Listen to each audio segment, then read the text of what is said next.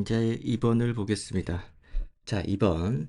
제시문 라에서 말하는 저절로의 의미를 쓰고, 저절로의 의미를 쓰고, 이를 근거로 제시문 마와 제시문 바의 화자가 늙음에 대한 자세를 설명하시오. 늙음에. 자, 그렇습니다. 자, 1번 문제 우리가 설명하는데 지나치게 좀 많은 시간을 썼는데, 여기서는 좀 간단하게, 빠르게 한번 확인해 보는 걸로 할게요. 자, 저절로가 뭘까? 제시문 라 짧습니다. 저절로는 인텔리전트 빌딩이나 하이테크 파크의 작동 원리다. 그것은 인간을 노동에서 해방시키는 또는 노동에서 배제하는 새로운 사회의 부사다. 자, 그래서 다시 말해 저절로의 공간은 인간이 거세된 인공의 공간이다 라는 겁니다. 그래서 여기서 말하는 저절로는 오토매틱이죠. 자동으로 되는 거죠. 어, 오토 오토매틱이라고 볼 수 있겠고 자동이죠. 자동으로 표현할 수 있는 저절로입니다. 그러나 그것은 또 자연의 공간이기도 하다. 여기서 16세기 문신 김인우는 다음과 같은 시조를 남겼다. 자연의 공간에 자연은 뭐 이렇게 내추럴이라고 할까요? 자연스러운 뭐 네이처, 자연의 뭐 그런 얘기입니다. 자, 그래서 청산도 절로절로, 녹수도 절로절로, 산도 절로, 수도 절로, 산수간에 나도 절로. 이 중에 절로 자란 몸이 늙기도 절로절로. 우리가 이제 늙음이란 얘기가 앞에서 나왔기 때문에 한번 체크를 해주고 요렇습니다. 그래서 저절로라는 말이 이렇게 설명이 되는데 마지막에 정리를 다 해주고 있어요. 저절로는 애씀이나 집착을 넘어선 마음과 몸의 가장 높은 단계이기도 하다. 자, 인의와 자연을 동시에 품고 있는 것이 저절로의 매력 또는 마력이다라는 겁니다. 그래서 문제가 조금 이렇게 뭐라 그럴까 치밀하게 설계가 되려면 여기서는 이제 인의로서의 저절로의 의미 그리고 자연으로서의 저절로의 의미가 둘 다 나오면서 결국에는 애씀이나 집착을 넘어서 가장 높은 단계 여기를 지향하는 이런 제시문들이 뒤에 나오면 얼마나 좋겠어요. 근데 전혀 나오지 않고 이것만 쓰고 있어요. 이것만 쓰고 있어서 마음이 아픕니다. 그래서 여기서 우리가 정의해야 될 저절로는 인과 자연에 자세하게 설명할 게 아니고요. 이게 아니고 몸과 마음의 가장 높은 단계다. 이게 가장 중요한 거라는 거죠. 자, 요 저절로를 잘 한번 활용해 가지고 제시문 마와 바를 한번 해석해 봅시다. 자, 그래서 논제 까먹었는데 다시 한번 볼게요. 논제 2번에서 저절로 의미 쓰고 알았죠? 이제 저절로 의미가 뭔지 알았죠? 인공과 자연이 있지만 결국에는 마음의 최상의 단계라는 거죠. 그 자세. 자, 이를 근거로 마와 제시문 바의 화자가 늙음에 대하는 자세죠. 늙음에 대해서 인공과 자연의 개념이 다 들어가 있지가 않아요. 이런 거는 그냥 의미 없는 내용들이었고 이 늙음에 대한 자세가 저절로라는 어떤 뭐랄까 마음의 최고 단계에 있는 사람인가, 그렇지 않은 사람인가, 이런 부분만 판단해주면 되는 거였습니다. 자, 그래서 저절로를 어떻게 우리가 받아들이는지 봅시다. 자, 늙음이죠. 늙음의 기준으로 보는 거예요. 자, 말을 볼게요. 시간의 사악한 손길로 지금의 나처럼 내 힘 부서지고 헤어지게 될 그러한 때에 대비하여 그 청춘의 아침이 노년의 가파른 밤 여행할 때 시간이 그의 피 마르게 하고 그의 이마에 주름살과 이랑 채워 놓을 때 이제 고랑과 이랑 알죠? 밭에서 이제 이렇게 있죠? 단면이잖아요. 그래서 이렇게 있으면 이 부분이 이랑이 되고 이 부분이 이제 고랑이 되겠습니다. 고랑 파여 있는 부분이 그죠? 뭐 아니나 다를까 주름살 이런 역시 마찬가지 고랑이 되겠죠? 주름살에 해당하는 고랑이고 이랑은 뭐 이 부분이라는 거죠. 자, 그래서 채워 놓을 때 그의 보석 같은 봄날 훔쳐감으로 이 봄날이란 청춘이겠죠? 내가 사랑하는 사람, 그죠? 청춘일 때 내가 사랑했던 사람의 늙어간다는 거죠. 그 사람이 이제 늙어가서 이렇게 노인이 될 때, 노년이 되어갈 때라는 거죠. 지금은 그가 왕인 온갖 아름다움 사라지거나 눈앞에 멀어지게 될 그러한 때에 대비하여 나는 파괴하는 세월, 이 세월이 이런 아름다움을 파괴한다는 거죠. 아름다움 파괴한다는 거고 잔인한 칼날에 맞설 요새 쌓는다. 그렇죠? 이 세월이 잔인한 칼날이라는 거죠. 늙게 만드니까. 그죠? 그래서 내 인 목숨 가져갈지언정 차라리 죽을지언정 달콤한 그의 아름다움 기억에서 도려내지 못하도록. 그죠? 그래서 그의 아름다움 이 검은 시행에 새겨지니 시가 사는 한 그 역시 그 안에 늘 부르리라는 얘기입니다. 그래서 그의 아름다움을 기억하고 찬양할 수 있는 시를 써서 그가 실제 그 존재 자체는 쓰러져 없어질지언정 그때 그 아름다움을 고이 간직하고 싶다라는 거죠. 그래서 이 늙음은 어때요? 여기서 시간에 대해서 이 저절로의 시간에 대해서 이 늙음에 대해서 여기서는 부정하고 부정적으로 인식하고 그 다음에 이것을 어때요? 마지막에서 여기서 저항하려고 하는 모습을 보여주고 있습니다. 이렇게 파악할 수 있어야 이 답안을 쓸 수가 있어요. 그래서 부정적이다, 저항한다. 이런 말을 쓰지 못하고 막 빙빙 둘러가지고 막 쓴다 그러면은 등급의 차이가 있겠죠. 답을 맞춘다 하더라도 이렇게 잘 정리해가지고 보편화시켜서 추상화시켜서 얘기를 쓸 수 있는 게 바로 논술 실력입니다. 그래서 우선은 인식을 부정적으로 인식한다는 부정적 인식인 거죠. 늙음에 대해서. 그다음에 저항의 태도죠. 인식과 태도 나눠가지고 둘 다 쓸 수 있으면 참 좋겠다라는 생각이 듭니다. 그래서 봐도 봅시다. 똑같은 방법으로 인식과 태도를 적용해 보는 것도 좋은 방법이 되겠죠. 자, 그래서 바에서 이어 이 이는 치아를 말하는 거예요. 이빨. 이제 그대 나이 얼마인가? 60년이 돌아오니 온갖 음식 갖추어 맛보았지라고 합니다. 우리 이제 신체 일부분이죠. 자, 공을 이루면 물러나고 보답이 극진하면 사양하는 법. 나는 나의 빠진 이를 보고 세상의 조화를 깨달았지라고 합니다. 세상의 조화를 깨달았다는 겁니다. 결국 이 부분은 앞에 우리가 얘기하는 마음의 최상위 단계죠. 마음의 최상위 단계에 다다랐음을 알 수 있는 표현이 되겠습니다.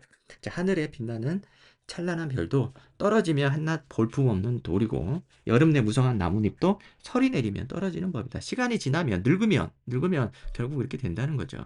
자, 그래서 이것은 절로 그리 되는 일. 그래서 이런 것은 절로 그런 게 늙음에 대한 자세죠. 절로 그렇게 되는데 딱하다 애처롭다 할 것 없네. 나는 조용히 자취를 감춘 채 침묵 속에서 내 마음을 지키려고 하네. 그래서 이 늙음이라는 것에 대해서 좋고 나쁘게 생각하는 게 아니라 그죠? 그렇다고 해서 늙음을 찬양하는 건 아니에요. 너무 많이 나가는 거야. 여기서 이거를 늙음을 우리가 저항한다고 부정적으로 저항한다고 해서 여기서 이 늙음을 긍정적으로 보는 것까지는 아니에요. 그래서 그렇다면 이걸 우리가 늙음에 대해서 어떻게 돼요? 늙음에 대해서 부정적으로 인식하지 않지만 어떤 태도를 갖고 있다? 수용적 태도를 갖고 있어요. 자연스럽게 수용적 태도를 갖고 있고 그리고 이제 적극적으로 이렇게 자기 마음을 지키려고 한다는 거죠. 늙음에 휘둘리지 않고 세월 지남에 휘둘리지 않고 그런 자연스러운 이런 어떤 뭐랄까 쇠락하는 그런 단계를 우리가 맞이하면서 거기에 대해서 너무 애처롭다 하거나 이렇게 번뇌를 우리가 일으키지 않고 이것을 그 깨달음을 얻어서 적극적으로 내 마음을 지키려고 한다는 거죠. 불안과 혼란과 아쉬움 그런 마음이 생겨나지 않게 적극적으로 대처하고 있다는 거죠. 그래서 편안한 적극적이란 말은 우리가 생략해도 되겠습니다. 수용적이란 말로 충분히 태도를 얘기해 볼 수 있으니까 써도 되는데 그렇습니다.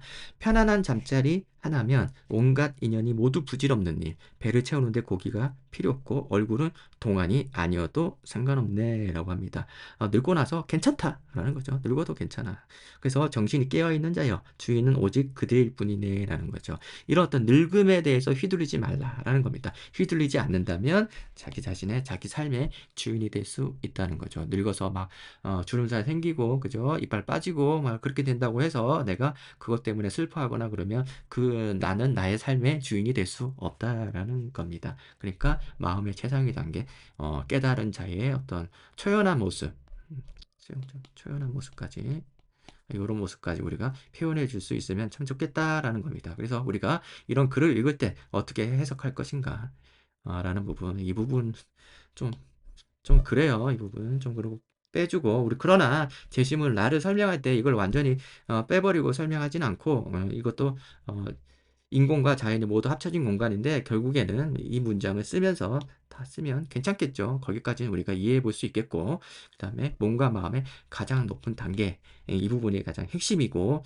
이 부분에 대해서 이 성취가 있었냐 없었냐는 부분을 보면서 이 저절로 늙음은 저절로 일어나는 거잖아요. 저절로 일어나는 그 늙음에 대한 시각 여기서는 그래서 늙음에 대한 관점으로 이걸 보면 부정적으로 보고 있고 그걸 저항하려고 하는 거죠. 어떻게든 기록에 남겨가지고 잊어먹지 않으려고 하고 있고 여기서의 늙음은 이제 받아들이죠. 받아들여서 수용하고 그때 적극적으로 내 마음을 지키는 거죠. 마음의 최상위 단계에 깨달음의 단계에 있습니다. 이렇게 보면 되겠어요. 자, 이렇게 해가지고 답안의 내용 한번 확인해 볼게요. 어디에 있을까? 자, 알겠습니다.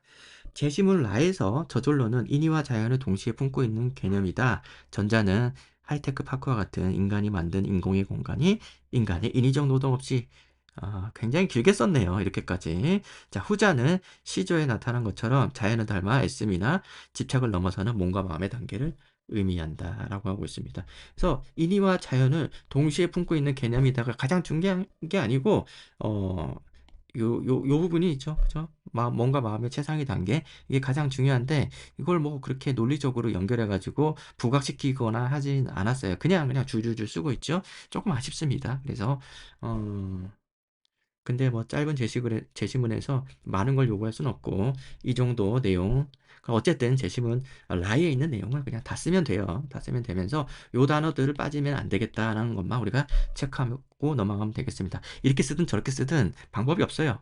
글이 짧기 때문에. 자, 그 다음에 제시문 마의 화자는 저절로가 추구하는 단계에 이르지 못하고 늙음을 인위적 노동으로 애써 막아야 하는 대상으로 인식한다. 노동이 왜 나온지 잘 모르겠어요. 왜 이러지? 네. 노동이 왜 나온지는 모르겠어요. 왜 갑자기 노동이 나올까? 잘못됐다고 보고 있습니다.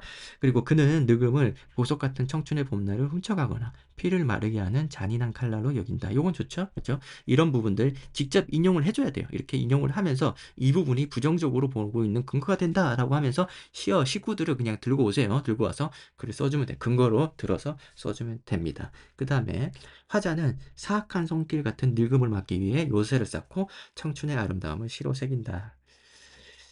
자, 이렇게 하고 있습니다. 네, 무난하죠? 무난합니다.